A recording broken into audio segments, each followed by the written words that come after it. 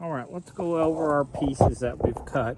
We're going to need 4 pieces that are 16.5 inches long for our bench. Those will make up our legs. And then these are 11.5 inches long.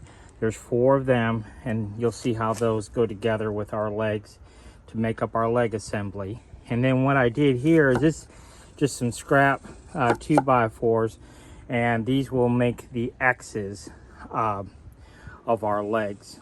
So these aren't cut to any specific length. These are way oversized. We won't need them that long, but just some boards I had laying about. So I just split them in half. So I just set the table saw at 1.75 inches, split those in half. And then our 2x6s I cut to 35 inches. Now this particular bench, I have to make it to fit a particular cushion for a customer, and her cushion is 34. So anytime I'm pocket holing, I'm going to use pocket holes to put these bench top together. I typically will make them 1 inch longer, and then I'll cut it to a specific size, and then I don't have to worry about getting perfect alignment with when I'm pocket holing them together. Okay, as far as the left to right alignment goes. So that's all the parts that we need. So basically we used about a 2x4.5, and then I used one 10-foot 2x6. So we've got about $20 invested in material, which isn't bad for this bench. And we'll go ahead and start laying it out a little bit and putting it together. So this is basically how the leg assembly is going to look. It's going to be put together pretty straightforwardly. Now there's a couple of different ways that this could be put together.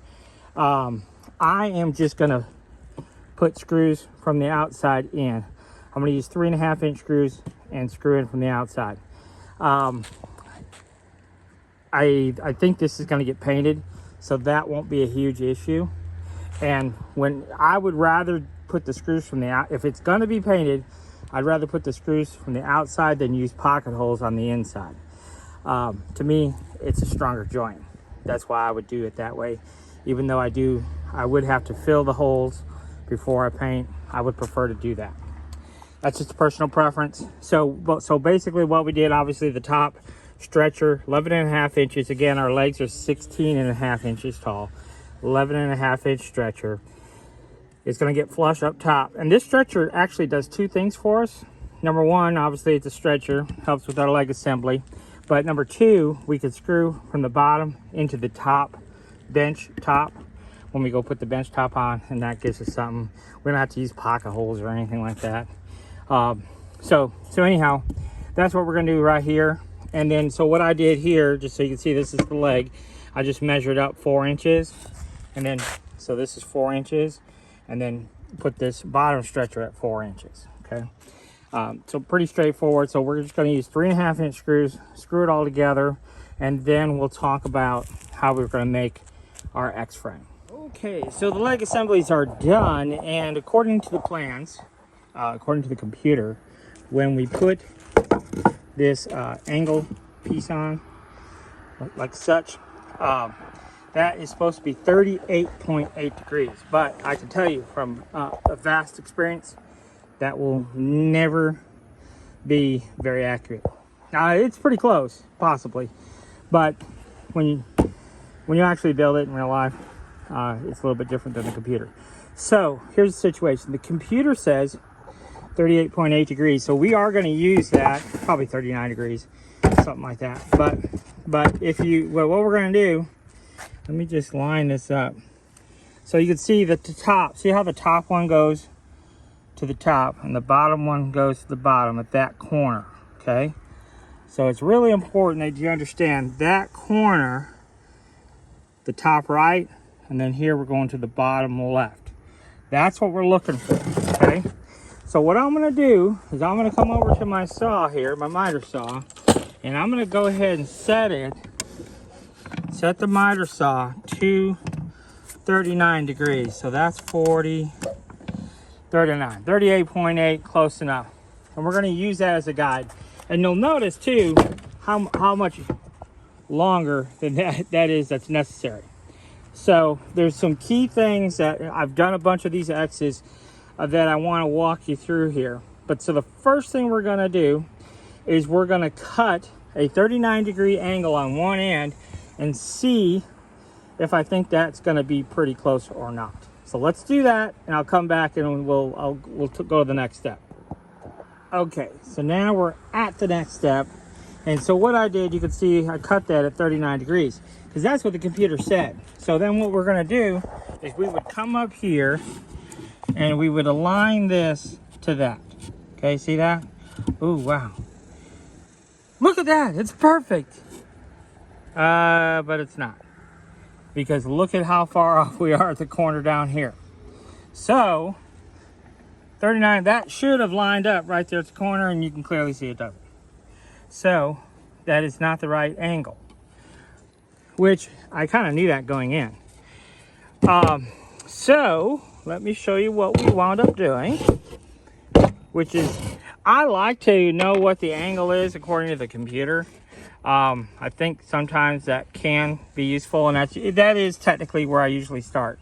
But what I did was I lined this board up just like I showed previously, right? So that is correct. And then you can see I drew a line. And down here, I drew a line, right? So obviously, whatever the angle is at the top, the angle is going to be the same at the bottom. But we don't know what that angle is. But now we have a reference point, so we'll come back to our miter saw, and now we can set the angle of my miter saw. So now you can see that's 39 degrees, right? Let me back that up just a little bit so you can see this a little bit better. But you can see how far off we are on that angle. So it needs to be more than 39, but how much more? Is it an exact 45? So that, no, that's not quite 45. That's like 44 degrees. And you can see that is pretty stinking close, actually. I can live with that. So I think that's what we're gonna try right there. 44 degrees. Okay, so I am gonna show you a bit more detail on these X's when I do the next one, but I wanted to show you the finished product. So our 2x4 frame is obviously 3.5 inches wide, and these are 1 3/4 by 1.5. I just, for simplicity, I just split the 2x4 in half and ran with it. And that's what I usually do. So, but what I wanted to show you here was the angles. So we cut that. I think I actually wound up using 43 degrees, but you can see it's really, really close. It's probably not perfect, but you know, it's kind of supposed to be rustic anyhow. So this would be the inside of the leg, and you can see it's totally flush right there. So this X is totally flush, but on this side, there's a bit of a recess. So it should be a 1/2 inch recess and a bit of a recess, although it's a little bit difficult to see. There is a recess there, so it's not totally flush. And you can see too that angle maybe is not exactly 100%, but it's close enough for what we're doing. Okay, so that's basically what the finished product is going to look like. Now we'll take a look at the other leg in a bit more detail with that one as we go through and build it. Something else that I wanted to point out, what's nice about having this top and bottom stretcher with this construction process is having the ability to come here, because it's going to be hidden anyhow, there's going to be a top on this, is to be able to come in here at an angle and run a screw in here up from the bottom and from the top to be able to hold these pieces in. So that's kind of a nice bit of a bonus, because otherwise it would be kind of hard to get under here and hold them in. So this will make the process real easy. We'll drill a pilot hole at an angle a little bit, and we'll probably use 2.5 inch screws to hold those in there, because they provide no structure really. They're purely for decoration. So we'll go ahead and get those secure and go from there. All right, so this is my other assembly that we've already put together. Now I've already cut the one end at 45 degrees, so I'm going to set that up in the corner just like we had done previously. Now what should happen, if I go from on this edge right here, if I come down, that should ding, ding, ding, line up to my corner. Now you can see it doesn't line up exactly. So if I budge that over so it does, see now, you can see that does line up. You can see that angle is close enough, right, for what we're doing, that's what we want to do. So what I'm going to do is I'm going to mark, and I am just sort of eyeballing and getting right here on top of it, if you can see, and I'm just going to mark it where the point actually is. Okay, now I'm not going to cut there, I'm just marking it there. So you can see there's my mark. So I'm going to come over here to my miter saw, and I want to come over about, so I'm just kind of just, I want to cut it long. Now obviously I don't want to cut it that long, but I want to cut it, I would probably start at maybe 3/16, 1/8 of an inch long. Okay, and we're just eyeballing it here, but I could even go 1/4 long. Let me go ahead and cut this. See what I'm talking about. So okay, so we're long, you know, that's not 1/4, that's probably 1/8, a little bit longer, maybe 1/8, maybe 3/16. But what I want to show you here is cut it long. Okay, now look, so I cut it where I marked it, but look at how long we are. See how we're a good bit long, right? We're probably at least 1/4 long, because that's how that piece has got to go in there. But that's what we want. We want to sneak up. We want to sneak up on this exact fit, just a little bit. So I'm going to just take a little bit off of this, and we'll sneak up on it a little bit. And I'll show you the next step. This is what I really wanted to show you, because I think it's so important to get these X's looking good and make it so easy. Now, I don't know if you'll be able to see it. I don't think you will be able to, but so anyhow, you saw me mark it, and when I went to cut it just a little bit more, I cut it and I took the line, but now you can see it's wedged in there pretty tight. Okay, and that's exactly what we want. We want a nice tight fit. And so what I'm going to do now is just, all right. So our leg assemblies are obviously complete. They're in position. Notice the recess is to the outside, and then of course over here the recess is to the outside as well. So that's taken care of. So what I did here is I came in off the edge 3.5 inches, because the plan is to cut a 1/2 inch off of this. Now originally I had planned on using pocket screws to put these boards together, but the problem with pocket screws is, you know, as they say, time is money, and if we can save some time, then let's do that. And that's one of the advantages of having this top stretcher like this. If you look at various farmhouse or just benches in general, that stretcher is not always there, but in our case the stretcher is there.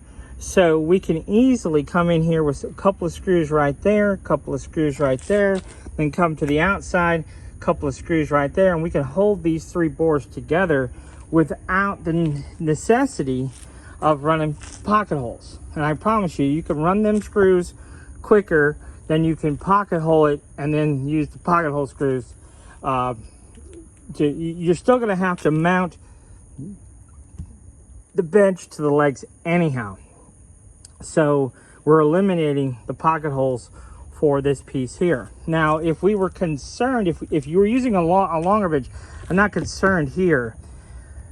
The one advantage to using pocket holes is that these boards would whelp a little bit, okay, especially if it was a longer board. But what I would probably do, maybe use pocket holes. That would probably be the preferred method per se. But if not, we could simply take a piece of 2x4, we could bevel it. I usually bevel it 30 degrees and just boom, boom, boom, and hold it together that way too. And if you hold it back a couple of inches from the edge, then you wouldn't see that when the bench was upright anyhow. So, but in our case, we're not going to do that. Now, the one thing that I really would recommend doing is, and we're definitely going to do it, is go ahead and putting a stretcher across the legs here. Now, the one consideration I had, let me just grab a 2x4 here. Yeah. Okay, if we wanted to be lazy, we could just whack it right here, boom, and boom, maybe even put a bevel on it, and then you could just run a couple of screws, boom, boom, and you're done. You know, that would hold the legs. But no, we're not gonna do that. We are gonna go ahead and have it flush. The stretcher will be flush between these two legs, and then we are gonna use a couple of pocket holes, okay? So we're gonna have to get the pocket hole machine out anyhow.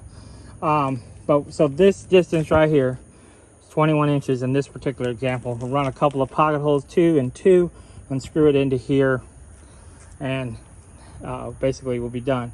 So we're gonna mount our legs to our boards, and then we're gonna put that stretcher in, and then more or less, then we do have to take off a 1/2 inch off of this side, 1/2 inch off of that side. And probably what I'll do is not do half and half. I'll probably just slide them legs over a little bit, because these did line up real good on both ends. So being how they're all lined up, I'll just cut off one end, because I made these 1 inch long, which is typically what I do when I do pocket holes, because I can trim them to an exact size. But in this case, I got them cut all nice. They all line up real good. So I will just cut off one end and make them exactly 34, like it's necessary for the seat cushion. Put in our stretcher and we're done. Maybe a little light sanding just to polish it all off, and then we'll be done. All right, so there we go. We've got our 21-inch stretcher cut. I marked in center and just kind of eyeballed my stretcher there, and got my 2.5-inch screws ready to go in, my pocket hole screws ready to go in. And just one thing to really keep in mind when you are putting in that stretcher, make sure it's flush on the bottom. Don't worry about being flush at what the top is, because the top is really the bottom. But so when you flip this bench over upright, it's nice and flush on the underside there. Okay, so just put that together, and then we'll cut the 1 inch off here, and then we will go ahead and do a finish sand over everything. And I might even route the edges of our top here just to give them a nice round over. It's starting to look like something. So now what we're going to do is we are going to go ahead and use my Ryobi palm router. It's got that 3/8 round over on it, and we're going to go ahead and give it a good rounding over on top and give a nice round over to it.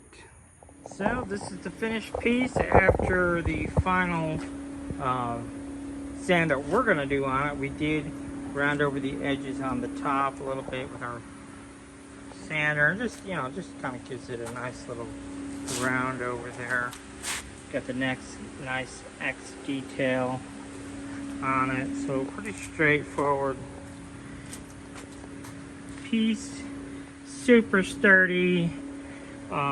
That while the legs were super sturdy without the stretcher on the bottom there, it definitely helped give it even more sturdiness. And one thing I will point out, we could have put 3 of those 2x4s across the bottom there, and what that would have done is that would have given us a little shelf where if we wanted like a little wood crate or something, we could have slid in there for a little extra storage there. I might propose that to the customer, and hey, that gives us another opportunity to make an extra buck or two, making some little wood crates that would slide in there for some extra storage there, because they're going to use this as an entryway bench. That's what they're going to be using it for. So that's really it for this one. Nice little simple project, and hopefully you enjoyed this kind of walk-through build video on how it all goes together, and pretty straightforward project. Thanks for watching.